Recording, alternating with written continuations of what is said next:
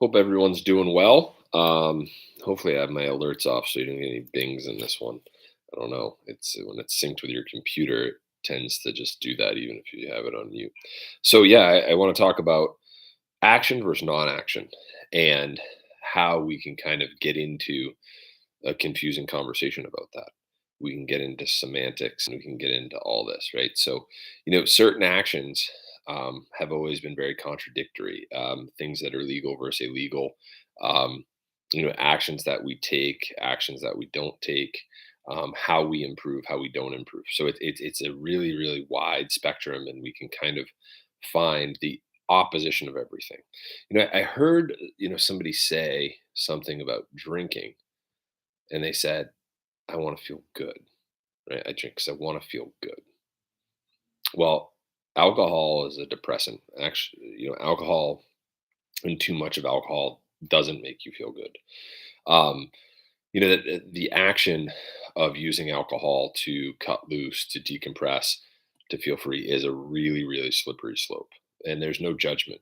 I mean, the road of excess leads to the palace of wisdom is something that I experienced in my own life, right? Like when I say that, this is not coming. I think many people who are, dry or recovered or whatever you want to call it, they come from seemingly they come from a point of piety.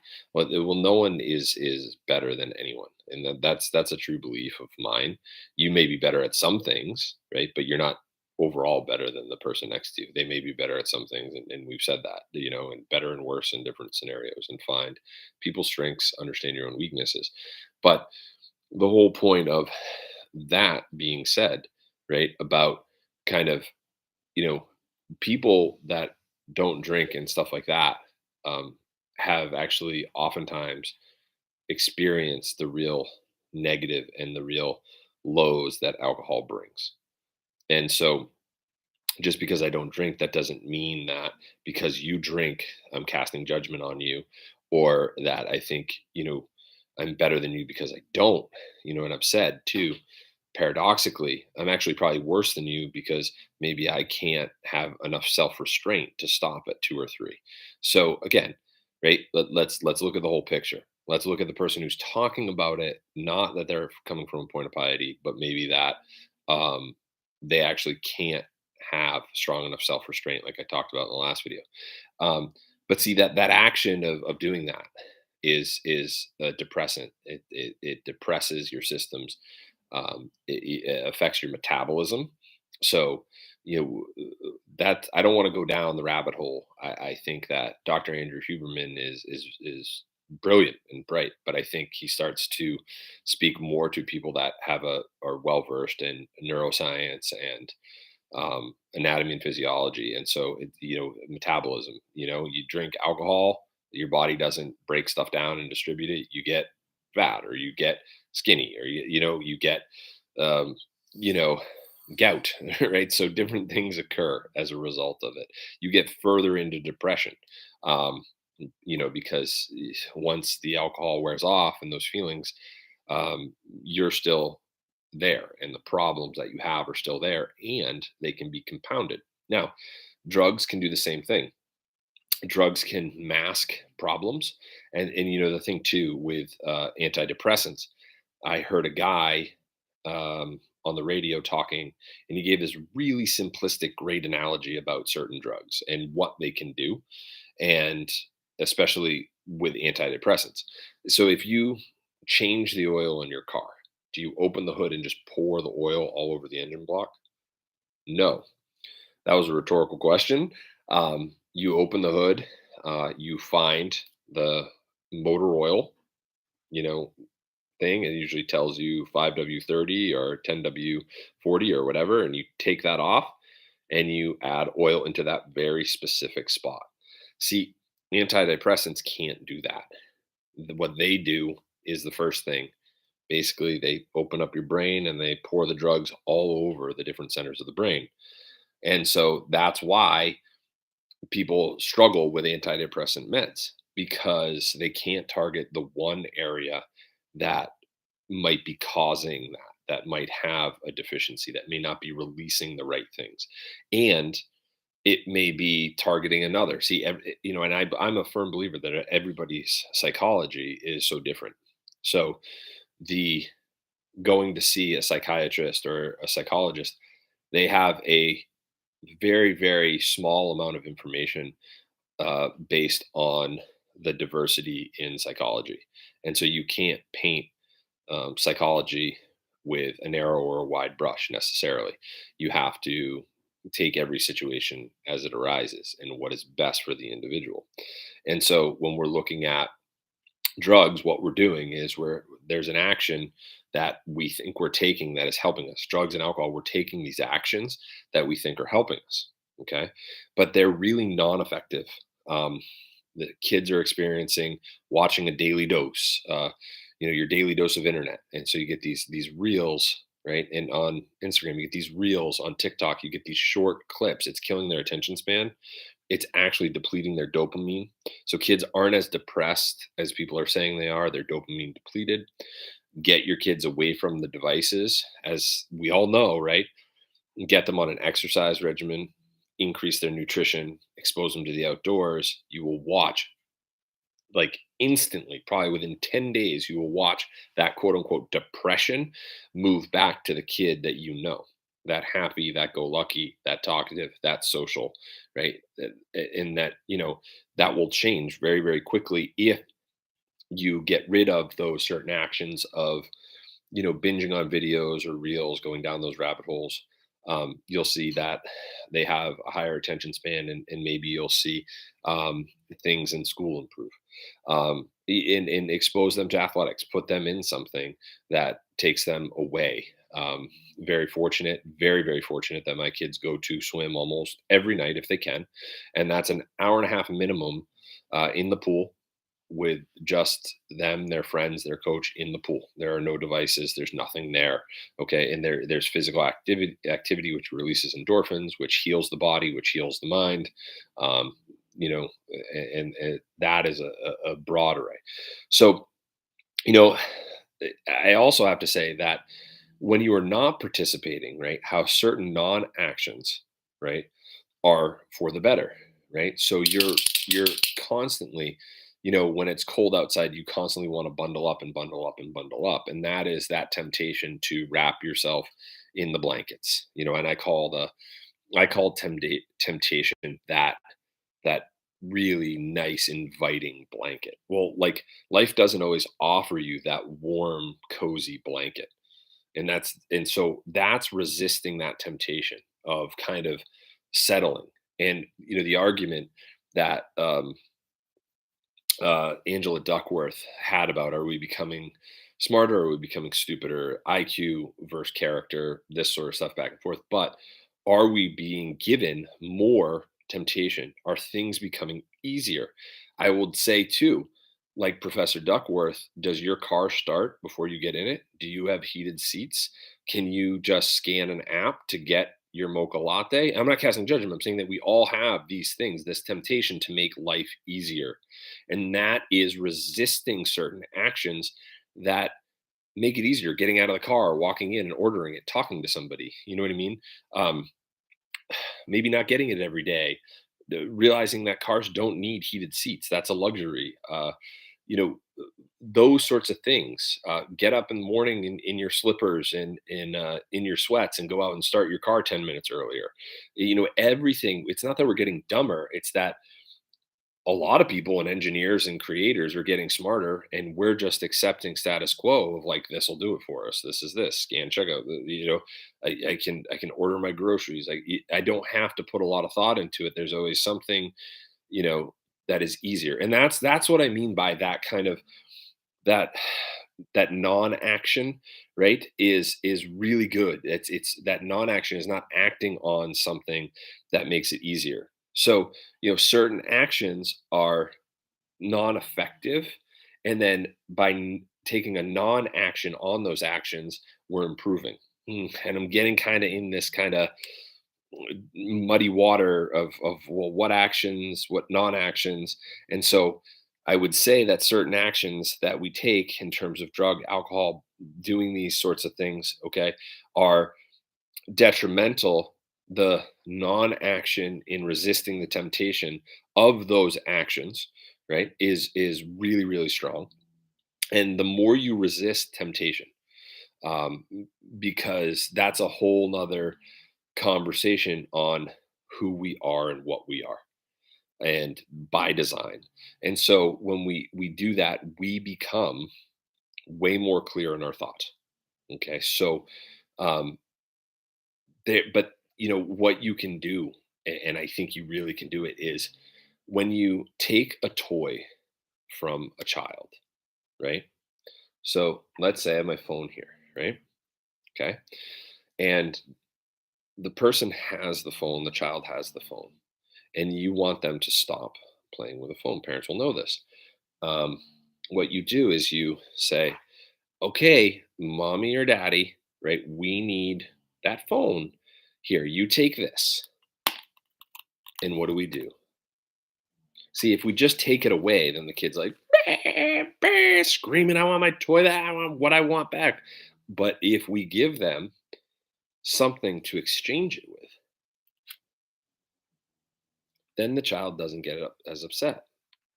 Likewise, we are still that human. We still have our massive need to seek sensations. We're sensation seekers. It's a fact. It goes in stages. Um, when you're young, you have sensation seeking in one way. When you're in your adolescence, your sensation seeking is different.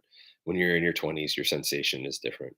And on 30s, 40s, 50s, 60s, right? And your sensations and all that and the seeking become very different.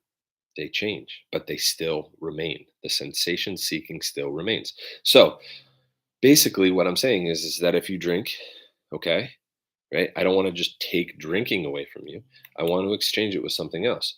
And so when we look at this, that's why people doing exercise, or them hiking or climbing or sailing or surfing or anything like that, what you do is you give opportunities for those people to exchange a certain action with another action.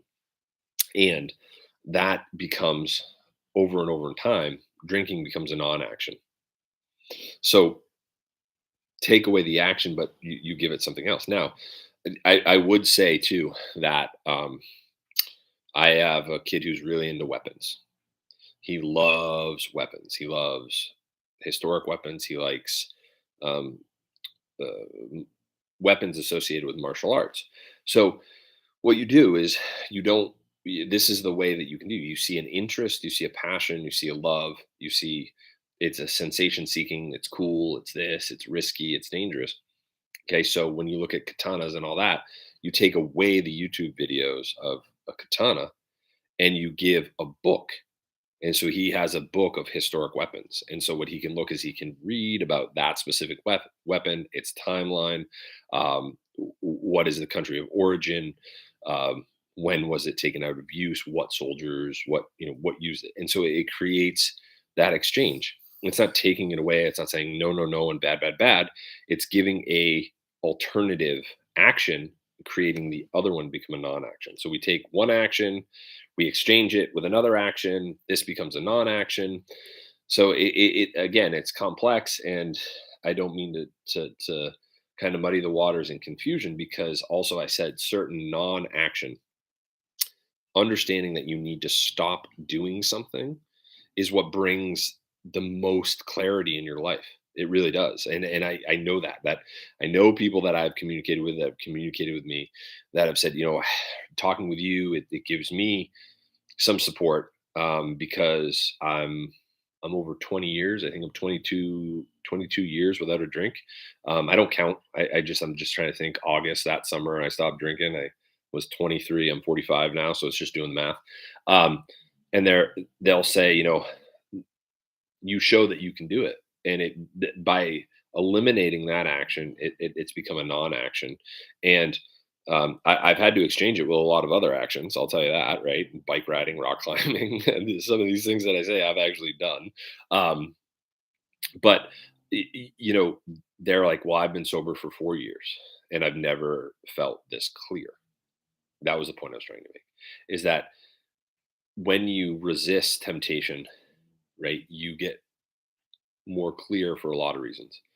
And there are certain people that uh, struggle with drugs and alcohol that have amazing guilt. They don't want to do it. They're dependent on that chemical.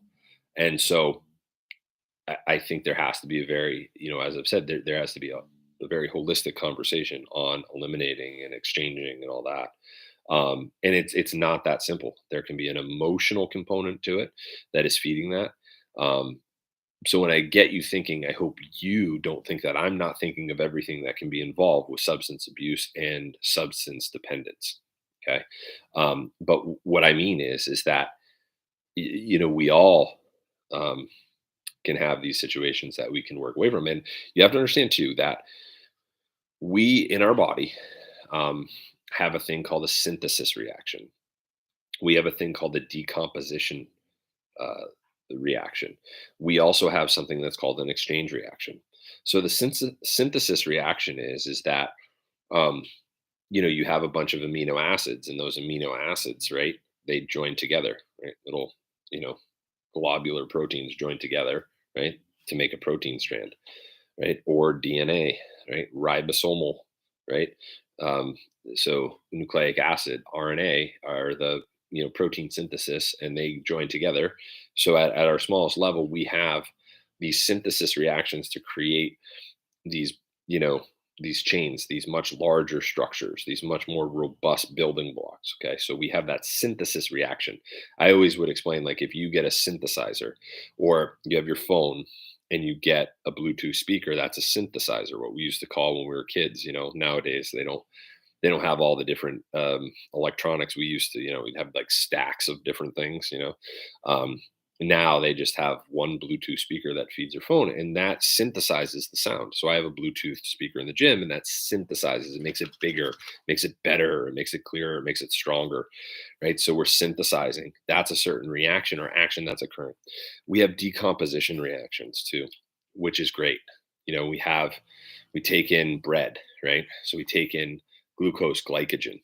And what we do is through hydrolysis and things like that, and in the stomach, we break them down into little pieces to make them more, we dissolve them to make them more absorbable, if that's a word, absorbable. And so we break down, we decompose, really kind of not easy to digest, not easy to um, dissolve through a plasma membrane, right? We break those down into smaller pieces, okay? And then we have an exchange reaction. So I just mentioned the plasma membrane, okay? It's what I always explained is that, so you're coaching hockey and you have 20 kids, and you say, all right, I want half of you in that corner and I want half of you in that corner. And what always would happen almost all the time is you get 15 guys in one corner, five in the other. So now 10 guys go over here, two guys go over here, and you're just like, okay, enough is enough. And then you take control in what you do. But what they're doing is they're exchanging, they're going back and forth. And that's what happens in the plasma membrane. You get 10 guys over here, five guys over here. So to create that balance, right, they send over eight, right? And they only send over three. Well, they send over two, and now they send over nine. And they're just constantly going back and forth, and they're exchanging to create, right, that balance. And it happens too with osmotic pressure, so that we're trying to keep that within the interstitial fluid and everything. I'm going down that scientific rabbit hole, I apologize, but we're trying to exchange particles to create a balance on the inside and the outside of the plasma membrane. So we have synthesis reaction, decomposition reaction, and exchange reaction. So we have to take certain actions to make ourselves better. We have to take away, right, some actions to make ourselves better. Right? We have to eliminate some. We have to exchange them. We have to, right, take this one away, but give this, something to do. Like I told you with a Rubik's cube. Okay, and then we have to really understand that when we're looking at action, non-action, what am I doing that's really helping me? What am I doing that's hurting me? What actions am I taking that are kind of like I said earlier today, making me feel like I'm fighting my way out of a plastic bag. I'm working really hard, but I'm going nowhere and I'm just losing energy and I'm losing breath. And what are those things that we do in our life that make us better? What are those things that make us feel better? That when I hear the expression like when we laugh, but it has to be mirthful laughter. And I always wondered what mirthful laughter meant, but it means like you're not really laughing at someone else's downfall. When you watch ridiculousness, someone else like wiping out is like people laughing at that. That's not necessarily mirthful laughter. But I have seen things happen that are just downright funny. I saw on the Mindy Project the other night where Morgan had a puppy, and he just said like pulls out this cute little puppy, and he's like, "Oh, I don't know where it ends and I begin," just because he loved it so much. And I just thought it was so funny and sweet, and how I've felt about puppies at times. So, again, I think that's mirthful laughter. That's funny. Like it's just like I mean, that guy is just so funny, I think. But again, looking at kind of things that make us like this is probably wrong, but mirthfully content, right? That are genuinely making us content and good. Not the substances, not the false things, not the, you know, y- you know, not the material things, not, any of that. And so again, it's I'm all over the map, I'm all over the road. And so if something I said or something confused you, it may not be that you're confused. It may be that I can't get my point out clearly. So that's why discussions and talking things out make things often better. But the last thing I want to tell you, and I'm gonna really probably upset some people by saying this.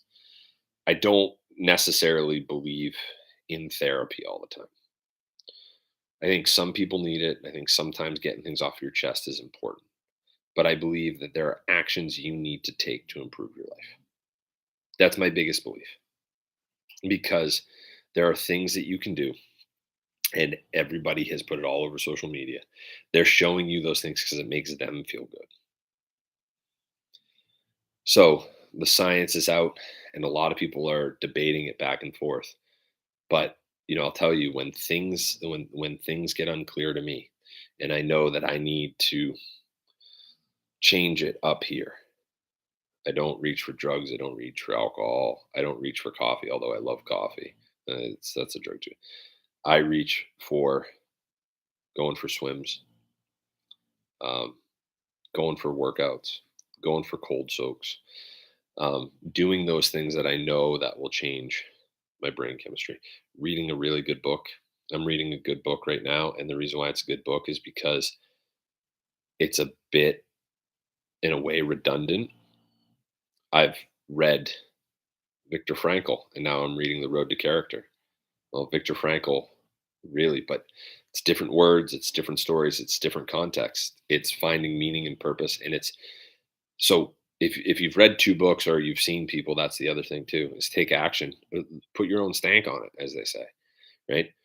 Don't let it squash your creativity. Take action. If you feel passionate about something and you want to do it, you could bring something completely new to the table. So that book that I think is redundant, it's redundant in a good way. It's supporting Frankel. It's supporting other people's ideas. It is this theme that is ongoing, right?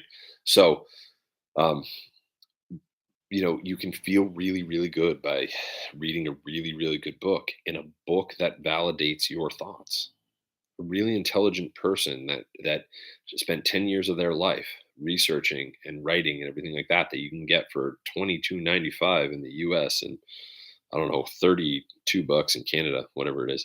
Um, you get all of that for something that was a huge cost in their life, that they took a lot of time to research and design, and you can read all of that information and gain so much knowledge for really minimal money. So, there are many, many layers to it. I'm going to end on that. Read a book, soak in cold water, go for a nice walk, expose yourself to nature, you know, watch the birds, get binoculars, do something, you know, go to the ocean, walk along a river, do anything. I'm going to end now because my little Karen Terrier is about to go nuts. He's looking out the window with his tail up and his ears up, and he is going to completely blow up this video. So, with all my ramblings and everything like that, hopefully you guys could pick something out that's important to you. Question my stuff. None of the stuff that I say really is my own. I've stolen it all from somebody else.